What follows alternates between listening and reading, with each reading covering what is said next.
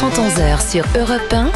Culture Média. Thomas Hill. Et on démarre avec la session de rattrapage de Jean-Luc Lemoine. Et Jean-Luc, ce matin, nous avons la joie extrême de recevoir Vai Malama Chavez. Oui, mais laquelle, Thomas ? J'aime beaucoup Vai Malama, mais elle n'est pas facile à suivre. Qui recevons-nous aujourd'hui ? Est-ce la Miss France ? Est-ce la chanteuse ? Est-ce la bodybuildeuse ? Est-ce la guide touristique qui nous parle de sa Polynésie ? Elle sait tout faire, celle-là. Elle peut même faire l'alarme pour faire fuir les nuisibles. Ah bon ? J'ai fait ça ? Ouais. Rappelez-vous, c'était lors de votre participation à Fort Boyard. On vous demandait de mettre la main dans une jarre. Il n'y a rien de grave là-dedans. Waouh! Ça montait haut, c'est vrai, j'avais oublié. Et je crois qu'après, j'avais plus trop eu de voix. Il faut savoir que c'est à partir de la voix de Vai Malama qu'ils ont fait le cri de la créature dans Alien. Pourquoi j'ai pas reçu de sous alors ? Vous vous êtes mal débrouillé, voyez votre agent. Au passage, une pensée pour l'ingénieur du son qui était au casque et qui est toujours en arrêt de travail depuis le tournage. On le salue. Mais reprenons les choses dans l'ordre. La France vous a découverte un soir de décembre. Miss France 2019 et... Miss Tahiti.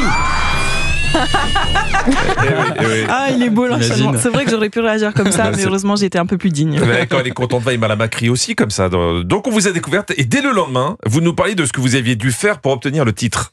Pour devenir celle que je suis aujourd'hui, il a fallu sacrifier quelques gâteaux, quelques soirées barbecue, quelques soirées pizza. À quoi ça tient ? Quelques soirées barbecue, quelques soirées pizza, quelques soirées FC Sochaux, tout simplement. Ça, je connais pas par contre. Mais c'est parce qu'elle n'a pas su faire ses efforts qu'Anissa est et restera à vie Miss Franche-Comté 1996. Oui, c'est vrai. J'aime Vai Malama car elle a apporté un nouvel éclairage sur les Miss. Là, pour quotidien, on vous demandait comment était une Miss France le matin au réveil. C'est moche comme tout le monde, avec un petit peu de bave ici toujours sur le côté parce qu'on a très très bien dormi. Tellement glam. Eh oui, une Miss France bave aussi. Eh ouais. En fait, une Miss France, c'est un petit escargot avec une écharpe. Et ça nous fait du bien d'entendre ça. Avec toutes vos déclarations, vous avez rendu le rêve de milliers de jeunes filles accessible. Une Miss France, ça reste une personne tout à fait normale, qui va faire ses courses, qui achète son papier toilette, parce que oui, elle va aussi aux toilettes. Alors, c'est vrai, attention, ça. Et qui le crut ? Oui, mais ça marche pas dans les deux sens. Une Miss France va aux toilettes, mais c'est pas parce que tu vas aux toilettes que tu peux devenir Miss France. Ah d'accord. C'est vrai ? Mince, c'est dommage. Maintenant si, c'est un peu plus Je veux dire, souvent, non, c'est pas suffisant, sinon je serais Miss Monde depuis longtemps. Vai Malama a apporté un vent de fraîcheur aux Miss avec son franc-parler et provoqué certainement quelques crises de panique chez Sylvie Tellier. C'est vrai. Pardon, mais ta Miss France et Vai Malama, tu perds 3 litres d'eau par interview. D'ailleurs, Jordan Deluxe vous demandait quand vous étiez clashées toutes les deux lors de votre règne. Non, c'est pas classique. C'était la fois où on était partis sur le plateau de Laurent avec des lunettes. Laurent Ruquier ? Oui. Non, c'est pas clashé. Vai Malama, vous avez remarqué, n'a pas la mémoire des noms, donc elle essaie de trouver des moyens mnémotechniques. Laurent avec des lunettes. Écoutez, j'espère aujourd'hui que vous allez passer un bon moment avec Thomas Lunette, Anissa Binouz et Julien Litron.